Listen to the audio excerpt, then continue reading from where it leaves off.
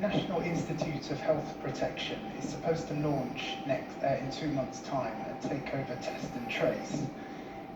Is that still the plan, and have you found someone to lead that organisation yet? The job advert for the chief exec role said an appointment would be made by the end of December. And on vaccinations, the Prime Minister has said the issue of vaccine wastage is very important, and we've been told that it's very low, but we have no information about what that means or how the wastage rates differ between regions, vaccine centres and priority groups. Will you commit to publishing detailed wastage rates?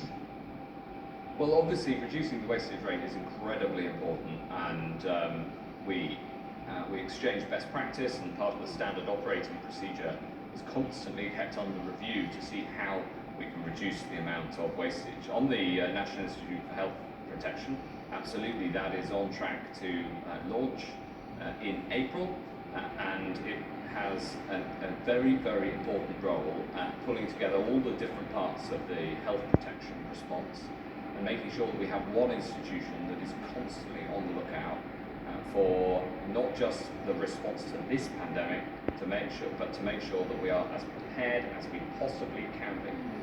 In fact, in many ways, that pulling together is already happening. Susan is the medical director both for NHS Test and Trace and for Public Health England, and the deputy chief medical officer works across all of those different organisations. So on the ground, this is all, as you can imagine, being pulled together, and we have that rollout plan in hand. Unless there's anything you want to add? Thanks very much for that question, Maurice. So, 2 questions. Whether actually, are you going to publish some detailed wastage rates? And have you appointed the chief exec for the organisation yet?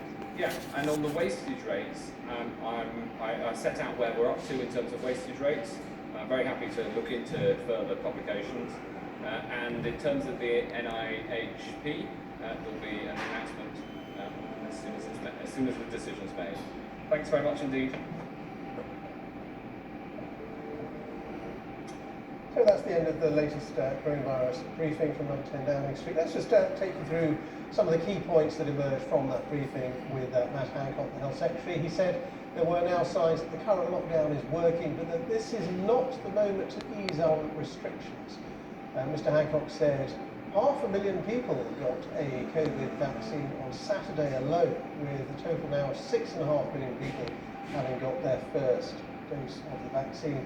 And he also announced 78.7% of over 80s have now been vaccinated, so that's almost 4 out of 5 people aged 80 and over.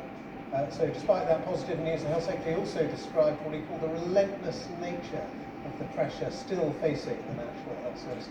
Currently 37,899 people in UK hospitals with COVID-19, including 4,076 on ventilators. Let's talk to Nick Trigger, our health correspondent. Just picking up on those figures, 4,000 on ventilators, 37,000 or so cases.